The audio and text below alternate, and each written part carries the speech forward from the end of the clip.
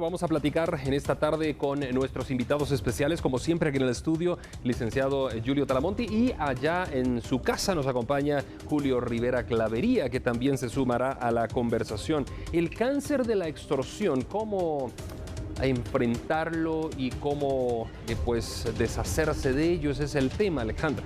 Así es, Ander, y es que definitivamente es uno de los delitos que más daño le ha hecho a Guatemala, acabando así incluso con familias completas. Bienvenidos, es momento de iniciar y por supuesto abordar este tema denominado el cáncer de la extorsión. Claro que sí, Alejandra, Andri, Liceo Rivera Clavería y televidentes.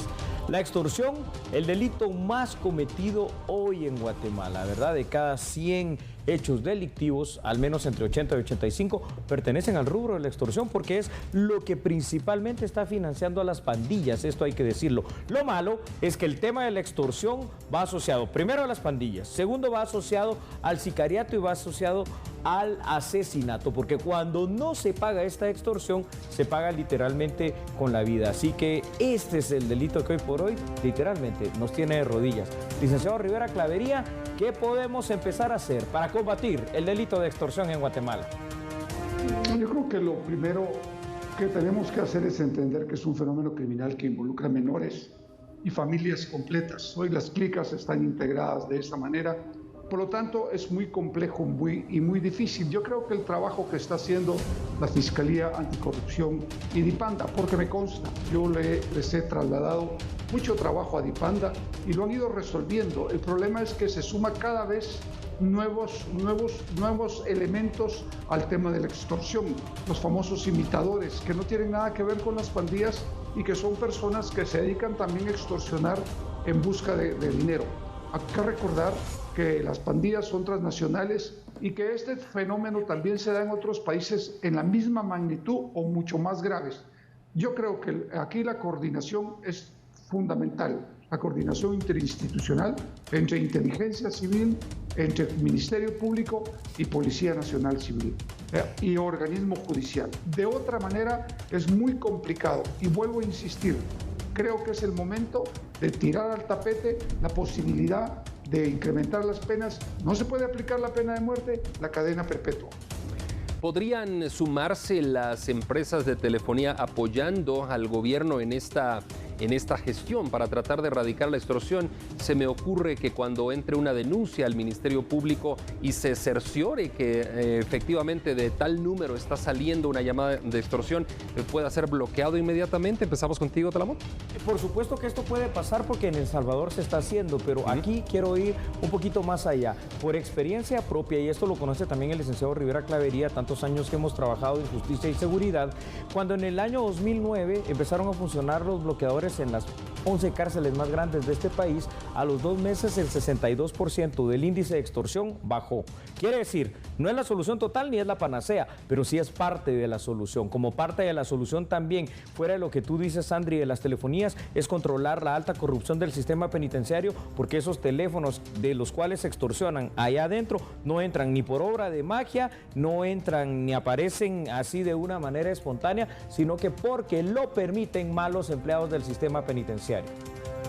Si la participación dentro de estos grupos de extorsionistas va en incremento y la tendencia es que cada día se suman más personas a ser parte de estos grupos criminales, ¿por qué no incrementan de la misma manera los operativos y acciones por parte de los entes de seguridad en el país? Licenciado Rivera Clavería. Yo pienso que es debido a que efectivamente la carga de trabajo es sumamente alta.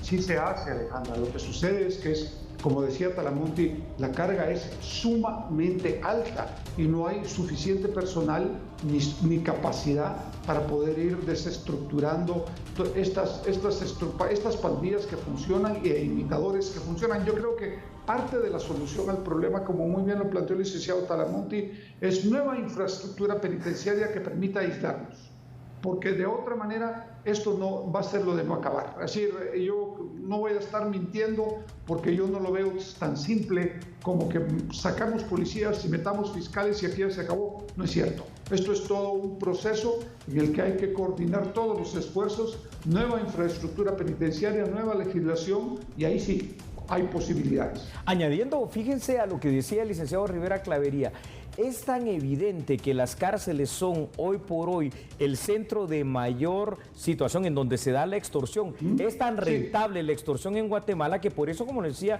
el licenciado Rivera Clavería, están los imitadores, que son aquellos que se están aprovechando del miedo, del terror, del pánico colectivo de los guatemaltecos, porque aquí, como no sabemos efectivamente si son de una clica de cualquiera de las dos pandillas o si son los imitadores, y ante la posibilidad de la muerte, la gente cae fácilmente. Es aquí, Andrea Alejandra, licenciado Rivera Clavería, donde entonces podemos empezar a poner ciertas pautas para tratar de solucionar este tema. Número uno, ya lo decía el licenciado Rivera Clavería, una infraestructura penitenciaria que nos permita controlar esto, pero también la alta tecnología en las cárceles, es decir, que podamos detectar a aquellas personas o aquellos empleados que están entrando objetos que son prohibidos, cual si fuera un portal de ingreso a cualquier aeropuerto.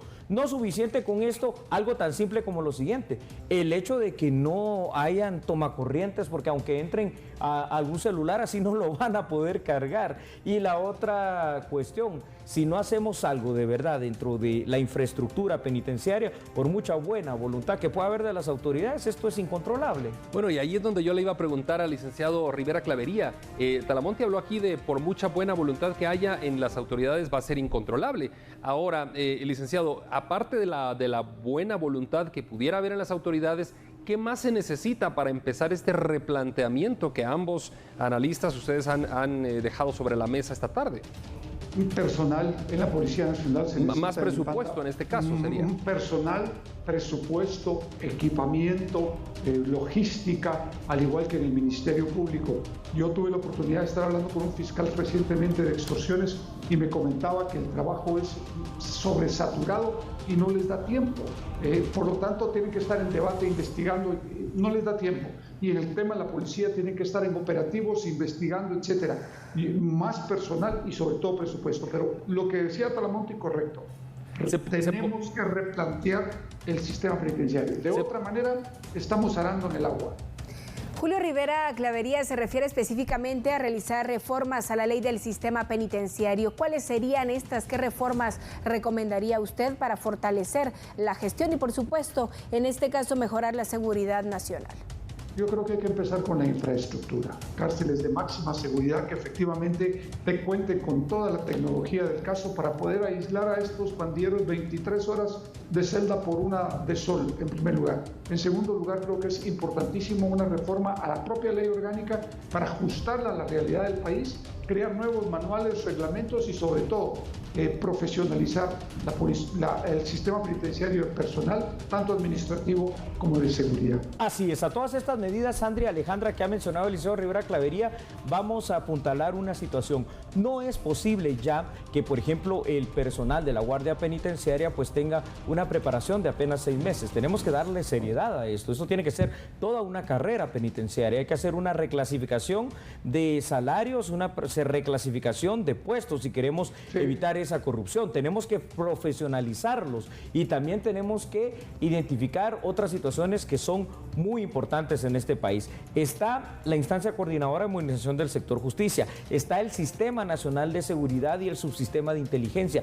Todo esto debe de empezar a funcionar de una manera tan concreta, tan unida, en un engranaje tan bueno, que entonces sí podamos empezar primero a ser reactivos. Pero de nada va a ser preventivos y después reactivos. De nada va a servir todas estas acciones si no entendemos, y aquí perdonen, pero esto hay que entenderlo a nivel del Congreso de la República, aunque esto no represente votos, que hay que construir cárceles con esas características de máxima y supermáxima seguridad. Este problema no se controla.